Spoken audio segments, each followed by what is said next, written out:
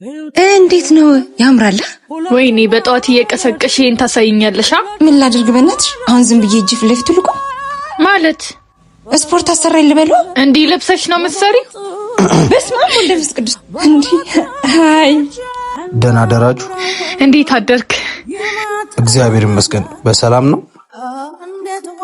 ጓደኛዬ ነው እንዴ የምታዩት?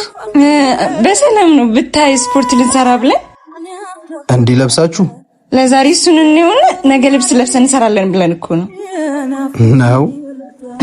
አዎ በሉ ደህና ዋሉ። ውርደት